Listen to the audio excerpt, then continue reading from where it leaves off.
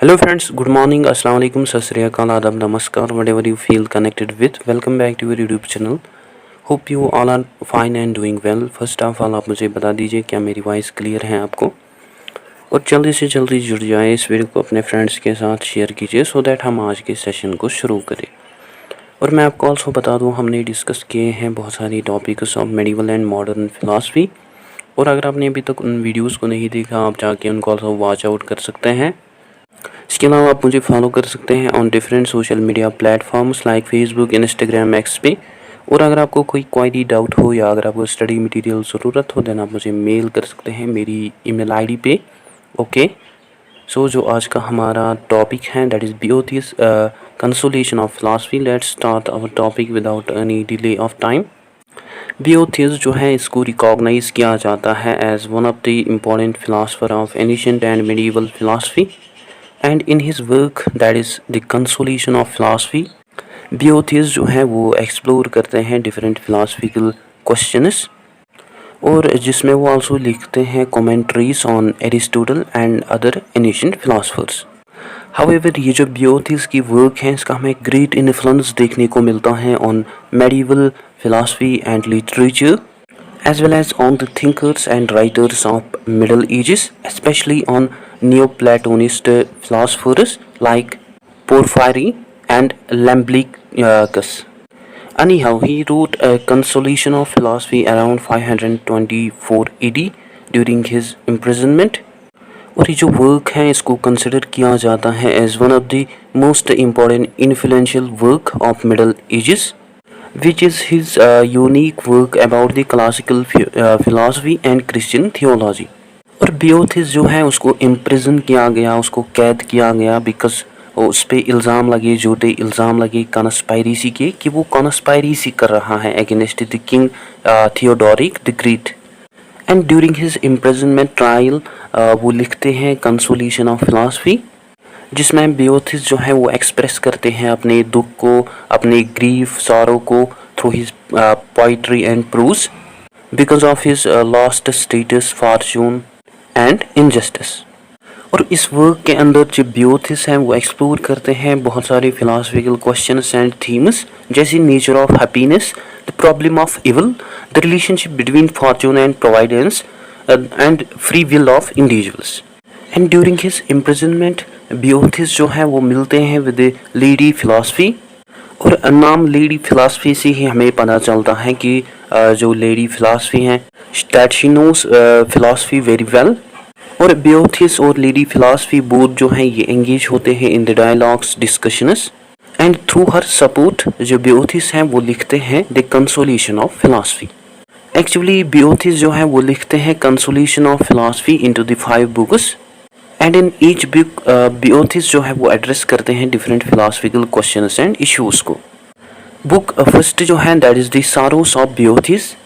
इस बुक के अंदर जो बियोथिस हैं वो एक्सप्रेस करते हैं अपनी डीप सॉरो को because of his imprisonment and loss of status and prosperity.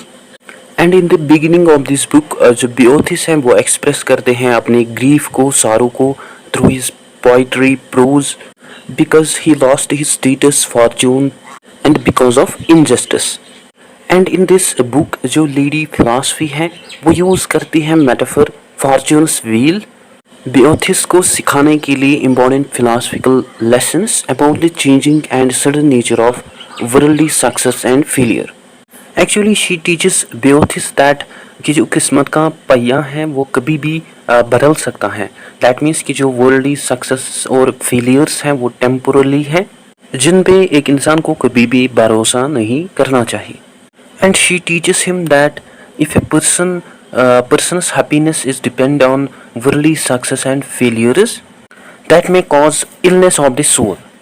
यानी अगर एक पर्सन डिपेंड है on the worldly success and failures, उसकी वजह से उसका जो रूह है और वो रूहानी बीमार पड़ सकता है। And she teaches him that इंसान रूहानी बीमार तब पड़ते हैं जब वो अटैच होते हैं टुवर्ड्स द वर्ल्डली गुड्स, और जब इंसान मिसअंडरस्टैंड करते हैं nature of the true happiness. And in this book Boethius जो है वो यूज़ करते हैं सिवरल थीम्स, जैसे transience of worldly goods, जिसमें वो डिस्क्राइब करते हैं कि जो वर्ल्डली गुड्स हैं या जो मटेरियल वेल्थ है, स्टेटस है, फॉर्चून है, ये इम्परमानेंट है, ये इनस्टेबल है, means they can change any time. Second जो है that is quest for meaning. इस थीम के अंदर जो बियोथिस है वो मेंशन करते हैं कि जो मेरा दुख है, मेरी सफरिंग जो है, उसने मुझे हेल्प किया डेवलप करने के लिए virtues, wisdom, inner piece, which are actually the true which are actually the aspects of true happiness beyond the material world। और थर्ड थीम जो है that is philosophical inquiry.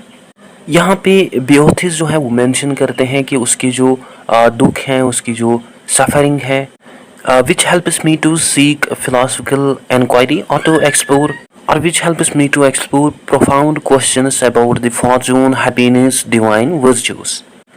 Anyhow, in this book lady philosophy जो है ये play करती है important role, जो कि सिखाती हैं बियोथिस को important philosophical lessons of reason, virtues, wisdom. And she also identifies that Beothis's attachment towards the material goods are actually responsible for Beothis' sorrow or suffering। And she also teach Beothis that कि जो external circumstances हैं या जो materialistic tendencies हैं like material wealth, status, fortune, ये actually responsible है for his sorrow। And she also teaches him that developing virtue, wisdom, inner peace, इससे individual सीख कर सकते हैं हैप्पीनेस को। As a earlier mentioned in this book, Boethius जो है वो एक्सप्रेस करते हैं अपनी सारों को, अपनी सफरिंग को through his prose, poetry, specific grievances, philosophical discourses. And Boethius जो है वो बिलीव करते हैं कि उसका जो सारो है, उसकी जो सफरिंग है, that actually guided him towards the deeper understanding of happiness, fortune, nature of human condition। और जैसे कि हमने अर्लियर डिस्कस किया कि इस वर्क के अंदर वो आल्सो हाईलाइट करते हैं changing nature of the human existence, suffering as well as search for meaning. That means कि जो किस्मत का पहिया है वो कभी भी बदल सकता है, और जो वर्ल्डली सक्सेसेस और जो फेलियर्स हैं ये टेम्पोरली हैं, जो कभी भी बदल सकती हैं। हाउएवर ये जो वर्क है इसका हमें आल्सो सिग्निफिकेंट impact देखने को मिलता है on the various thinkers and writers, and this work provides them various ideas and insights about the true fortune, wisdom and happiness। And human beings also learn here the true meaning, true fortune, wisdom and happiness। And this work also provides us some sort of guidance about कैसे हम achieve कर सकते हैं inner peace को, resilience को during uncertainties of life, और we can say during hard times. Anyhow Boethius की जो फर्स्ट बुक है that is the sorrow of बियोथिस।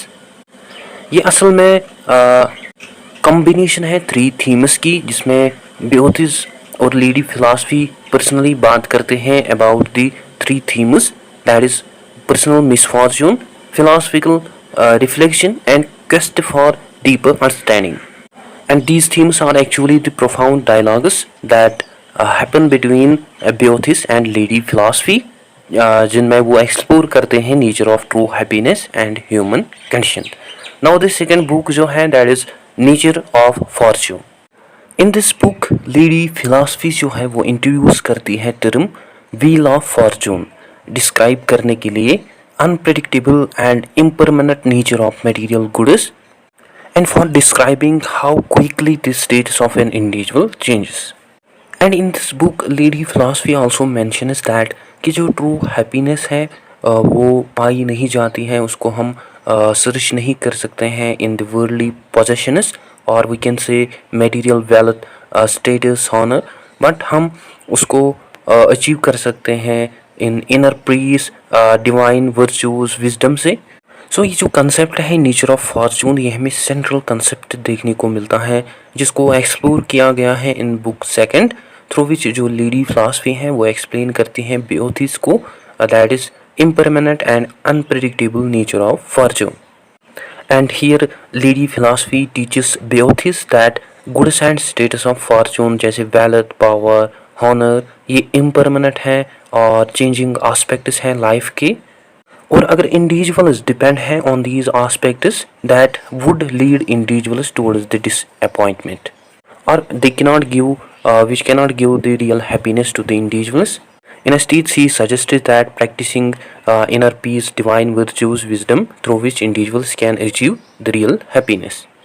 And she also teaches him that fortune is some sort of loan which can change anytime and which is not a product of true and lasting happiness. And she teaches him that true happiness और stability जो है वो पाई जाती है within own self, जिसको एक individual develop कर सकता है थ्रू विजडम, वर्च्यू और inner peace rather than having dependence on external goods or materialistic tendencies, material worth, wealth, status, honor, which are subjected to change, जो कभी भी बदल सकते हैं. And lady philosophy also teaches him that कि जो misfortune है और वी कैन से बदकिस्मती है, ये ऑल्सो बेनिफिशियल आस्पेक्ट है ह्यूमन लाइफ की, जो कि ह्यूमन बींग्स को सिखाते हैं वैल्यूएबल लेसन्स एंड जिसके through human beings also develop कर सकते हैं अपनी ट्रू विजडम को, वर्च्यूज को, and which also help individuals to get out from the illusory happiness or worldly happiness. Instead, she suggests that inner peace, divine virtues, wisdom are actually the stable and the true sources of the happiness. In the book second, she also introduced the concept divine providence, through which lady philosophy जो है वो actually describe करती हैं कि जो fortune या हम कह सकते हैं किस्मत जो है वो है up to the God or which exists in the hands of the God or which is the part of the God's plan.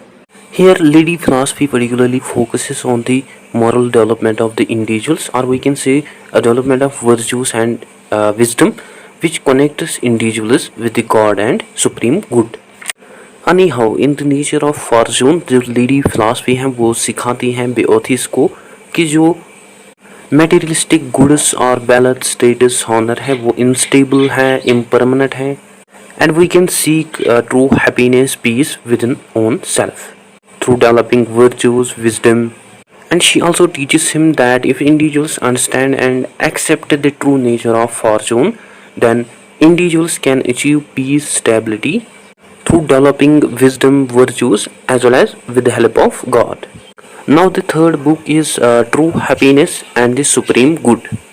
In this book, both Boethius और Lady Philosophy जो है ये डिस्कस करते हैं true nature of the happiness, which according to them are the highest achievement of the human life, which are also self-sufficient, perfect and complete. And in this book both of them also discuss करते हैं कि जो लोग हैं वो सीख करते हैं, सर्च करते हैं अपनी हैप्पीनेस को in wealth, power, fame, honour, physical pleasures, जो कि इंसान को एक टेम्पोररी सेटिस्फैक्शन देती हैं. बट इंस्टेड बोथ बेओथिस और लेडी फिलॉसफी सजेस्ट करती हैं कि जो ट्रू हैप्पीनेस है उसको पाया जा सकता है इन गॉड, जो कि अल्टीमेट सोर्स है सभी हैप्पीनेस का. And according to them achievement of true happiness with God, जो कि अल्टीमेट पर्पस है एंड पर्पस है ह्यूमन बीइंग्स का, and God is the source of all happiness and goodness.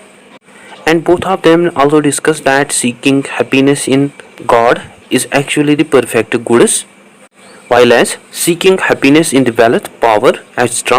are the imperfect goodness. And by seeking the true happiness in God, all human beings will find true happiness. And in this book, both of them also discuss that कि जो true happiness है उसको also achieve किया जा सकता है through inner virtue, wisdom, rather than materialistic tendencies. Hence, both of them suggests that development of virtues, wisdom, through which individuals can achieve true happiness and supreme goods. And these virtues, wisdom, help us in individuals to connect with the God, and which also provide a stable foundation for their happiness. Anyhow, in the Consolation of Philosophy, book 3rd, it particularly focuses on the concepts of true happiness and supreme good, जिसमें lady philosophy जो है वो guide करती हैं बेओथिस को समझने के लिए दैट की जो ट्रू हैप्पीनेस है वो पाई नहीं जाती है इन द मटेरियल गुड्स और possessions, but instead we can develop true happiness through development of virtues, wisdom, which connects individuals with the God or supreme good. And through cultivating or through developing inner virtues, intellectual and spiritual quest for understanding, the individuals can achieve long lasting and complete happiness. Now book 4 is the problem of evil. In this book the authors जो है वो पूछते हैं questions to the lady philosophy about the existence of evil. वो पूछते हैं lady philosophy को कि अगर गॉड ऑल पावरफुल है then why evil exist. And lady philosophy replies him that कि जो इवल है ये असल में कोई भी सबस्टेंस और ना ही ये एंटिटी है, बट ये असल में लैक है और एक कमी है सुप्रीम गुड और ट्रू हैप्पीनेस की। And both of them also discuss that कि जो दुनियावी कानून है वो फ्लॉड है, इनकम्प्लीट है, बट जो कुदरत का कानून है वो परफेक्ट है, जो कि असल में दिखता नहीं है in this world, but that is perfect and complete. And lady philosophy also teaches him that कि एक इंसान दुनियावी कानून से तो बच सकता है लेकिन कुदरत के कानून से वो बच नहीं सकता है। And a human being will face their consequences of their actions, whether good or bad, either in this life or the next. And both Boethius और Lady Philosophy also discusses that human beings have limited reason, और जो human beings का mind है उसे वो समझ नहीं सकते हैं complexities और divine nature of God. And both of them also discusses that trusting in wisdom and justice of God, so individuals हैं वो deal कर सकते हैं with the injustice of the world, or through the development of virtues, wisdom, individuals can deal with the injustice of the world. Hence, according to them, virtues और wisdom जो है ये एक तरीके की strength push provide करते हैं individuals को against those experiences और those situations जहाँ पे एक person का जो self control है या उसका जो self endurance है उसको टेस्ट किया जाता है। And they also discuss that a virtuous person will achieve true happiness and he will not be disturbed from the changing nature of fortune. And both of them also discusses that evil and suffering are actually the tests जो कि मजबूत बनाते हैं, refine करते हैं human beings की soul को. And virtues and wisdom also provide strength to the individuals through which individuals can remove evil and suffering, or which also help individuals to connect with the God.